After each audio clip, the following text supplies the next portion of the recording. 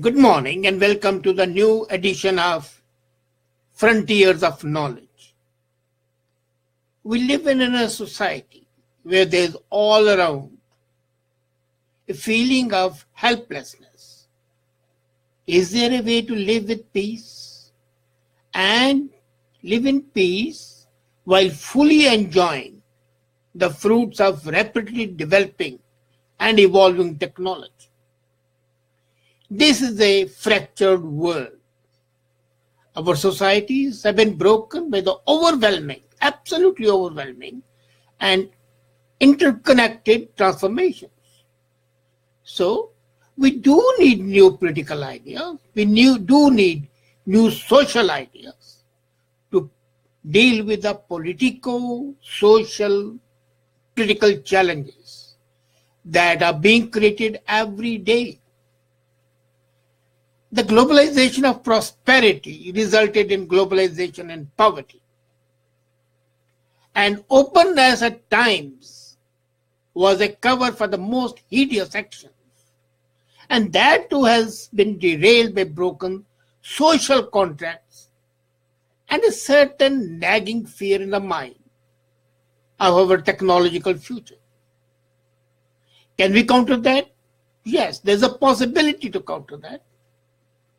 And that can be done through smart, adaptive leadership that will require a new approach to the policy making, a willingness and a desire to collaborate among stakeholders that has never been seen in our political life or in our social life.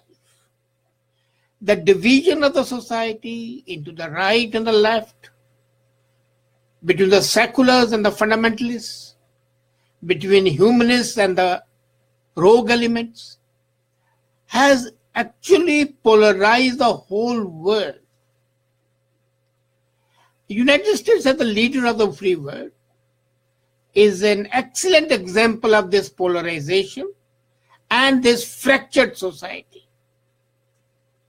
The backlash against the big technologies is occurring at the same time when the societal shakes-ups are there. And all the events are driven by the fourth industrial revolution, a phenomenon of wide-ranging disruption technologies, diverse business models and social systems, and labor markets. Technologies, artificial intelligence, blockchain, gene editing, self-driving vehicles, and robotics. They're all contributing in unprecedented and sometimes shockingly frightening ways. Science fiction is a reality. And there's a pervasive feeling, as I said earlier, of helplessness in the face of this progress that goes to some way to explain this disease that is engulfing especially foreign societies, but even the Eastern are not immune from it. We have lost control on our future. Issues like data privacy, inequality through digital divide, concentration of market power, specter of subservience of humanity to technology, is the dominant feature of our day-to-day discussion. And as trust in technology, we see the symptoms of a backlash. Taking that into consideration this year, the World Economic Forum took up this theme as a theme of the session in its annual meeting to be held in Geneva after about 10 days. They are thinking how to create a shared future for the humanity in a society that is fully fractured and divided. There is no natural law that we must be alienated from our own inventions. Technology and their systems in the context of they were created, and the technologies themselves, along with the incentives and the assumptions that are necessary for their success are being undermined. Now, normally what used to happen was that you would take the legislative process to create the necessary regulatory boundaries around the technologies. And these technologies, that process has been outpaced now by the velocity of innovation. You simply cannot legislate enough. And then the rise of the nationalism against globalization, because globalization was basically wrong. There are tremendous opportunities for humankind, even in this fractured world. We are sure that we have a longer, healthier possibility, artificial intelligence augmented life, greater satisfaction in education, cultural life. So what we need is basically a more agile governance and a smarter globalization. We don't need a globalization of poverty or the richness. We need the globalization of ideas. And as I said, agile governance should be the way in. I was talking to Klaus, and he told me that when I discussed this idea with him, that this is extremely forward-looking. It is envisioning greater possibilities in the existing area, and is an attribute which distinguishes leaders from the non-leaders. That is the agile governance. Change the system of the governance day to day. We say democracy. If today we don't need democracy, or democracy is not sufficient enough, change it to dictatorship for 24 hours, 36 hours. Come back. This is exactly what Indira had done in 1975, 2 years. And she could have continued as a prime minister for life. People told her to do so. She said no. So how you can be more effective in inspiring a shared vision? You can help others by helping yourself. And then when you help each other, it becomes a team. You understand how you got up to your vision. You want to walk together, the walk of life. And you create a golden vision. You know, it's counterintuitive, apparently, but it's really not. The best way to lead the people into future is to connect with them deeply in the present. You know, unfortunately, we have seen that whenever any revolutionary idea takes place, there's a break with the present. And this break is absolutely harmful, and it's not required. You need a certain continuity. So it's the responsibilities of the leaders to see that there is no break. It's an evolutionary process. Now, why is it that we are having a fractured world? Because the bones of our society have become brittle. They are not as flexible as they used to be. A minor accident and the bone is fractured. We call this, basically, this system which I'm advocating, interaction agile governance.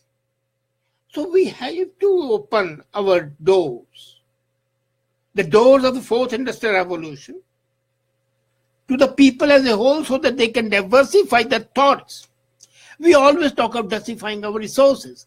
Have we ever thought of diversifying our thoughts? The biggest challenge for the global and economics in the transformation of a unipolar global system is division into a multipolar system, and that is what I have been advocating all the time. Unipolar system would encourage fractured worldview because there is a sense of inequity, there is a sense of being exploited, there is a sense in being an underdog and an upper dog, there is sense of being divisive. So it's a multipolar world that is catering to the people at different levels of technological progress, economic development, and innovation, the people would not be unhappy. And basically, the gross domestic happiness should be the aim.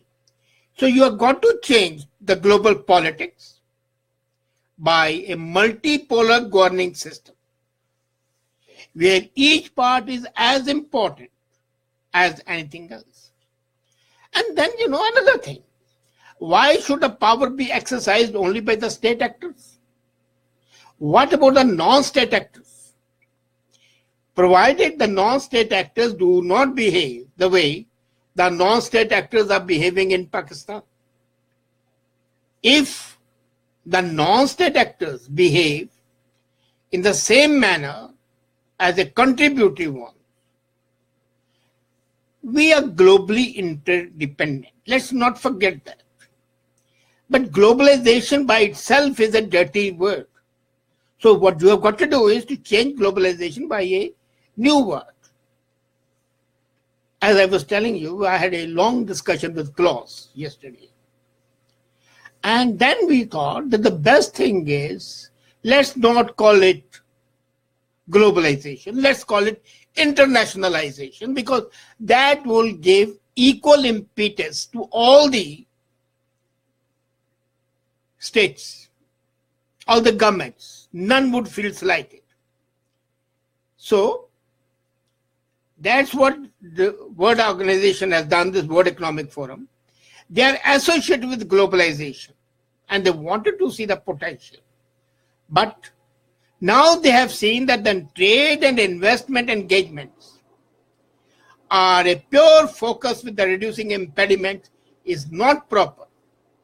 We need a new type of globalization that accounts for multiplicity of national priorities, and the end result is harmony.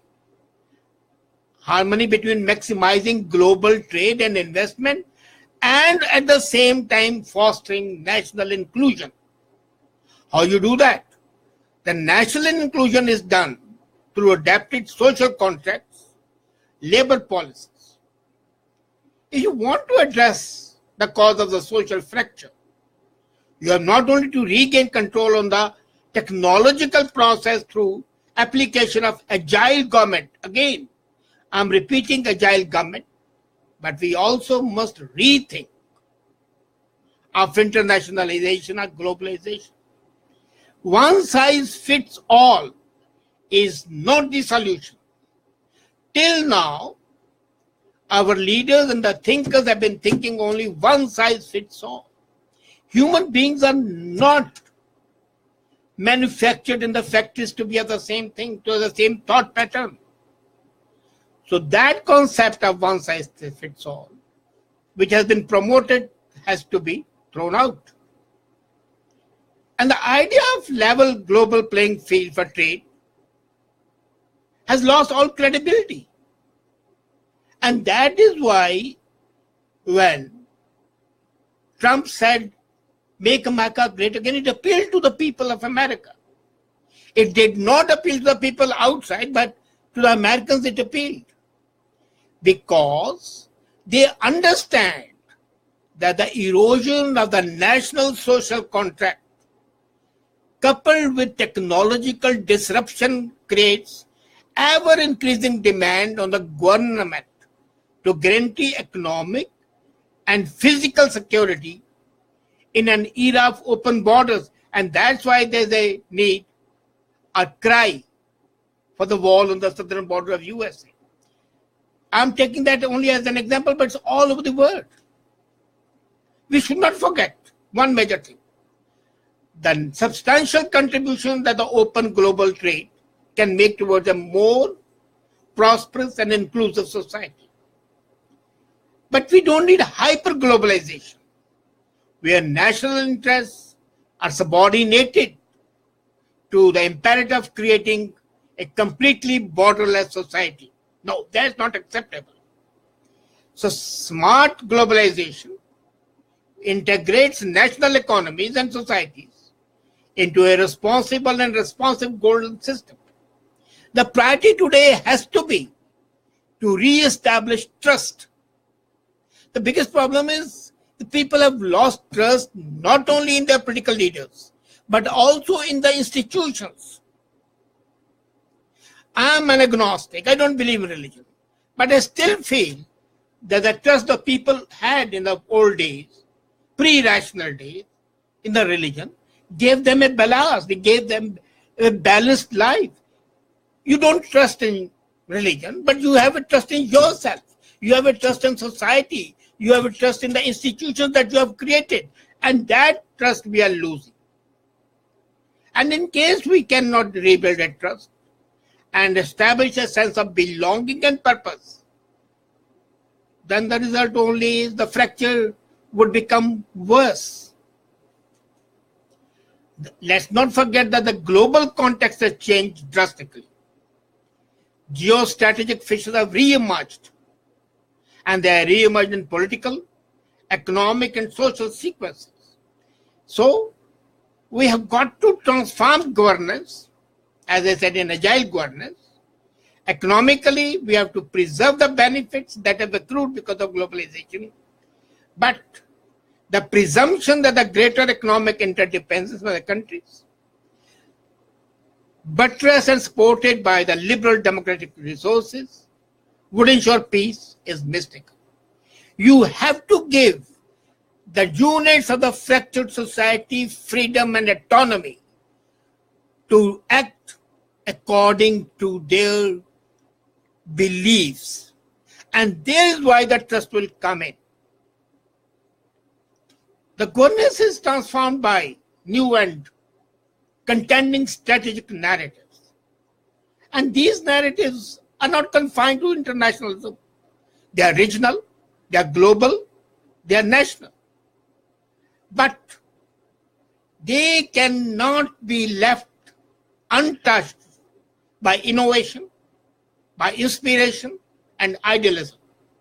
So the fractured society socially needs a new way, agile governance and internationalization. What has emerged politically, economically and socially must not foster intolerance, indecision and interaction. I didn't say inaction, I said interaction. We have forgotten the concept even of interaction. So we have to convene public and private sector leaders and defense, intelligence and public security experts to prepare for and respond to a rapidly changing geopolitical landscape. We have to improve global governance through public-private cooperation in close cooperation with international organizations, and yet informally put into practice multilateral processes. And most important, support multi-stakeholders' efforts to deliver sustainable, inclusive economic development that is marked by lower growth rate. High growth rate has no guarantee of progress. Declining poverty productivity has to be stopped. Skill gaps have to be filled in. And the fractures have to be settled, set right by agile governance and not hyperglobalization, but interconnectivity. If that can happen, there is a bright future. Otherwise, the shared future in a fractured society would not be possible. A shared future is only possible on the basis of ability to change instantly, ability to have agile government, ability to be all-inclusive, ability to correlate technological, societal development along with the economic progress. Thank you.